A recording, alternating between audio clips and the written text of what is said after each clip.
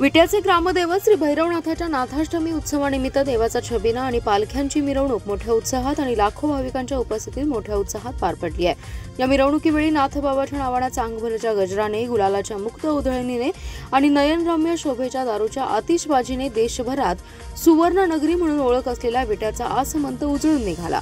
शोभेचं दारूकाम पाहण्यासाठी लाखो भाविक उपस्थित होते। विट्याचं ग्रामदैवत श्री भैरवनाथाचा महिमा खूप मोठा आहे। या देवाची जागृत देवस्थान म्हणून संपूर्ण राज्यभर ख्याती आहे। विटा शहरास नाथाची पंढरी म्हणून ओळखलं जातं। भैरवनाथाच्या कृपादृष्टीमुळे सर्व जाती धर्माचे लोक गुण्या गोविंदाने राहत आहेत। भैरवनाथाच्या यात्रा नाथाष्टमी उत्सव म्हणून साजरी केली जाते। गेल्या 150हून अधिक वर्षांची प्रदीर्घ परंपरा नाथाष्टमी उत्सवास आहे।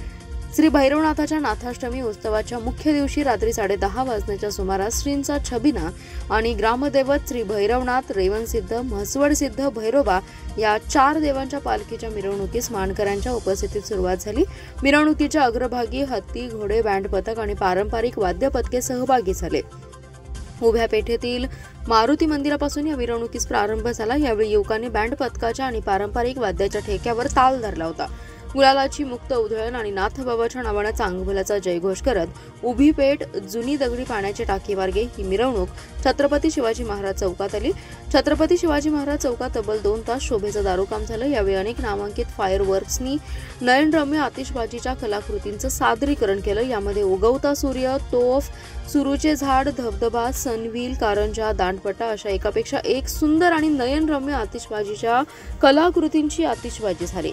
नयनरम्य शोभेच्या दारूच्या आतिषबाजीने विट्याचा आसमंत उजळून निघाला।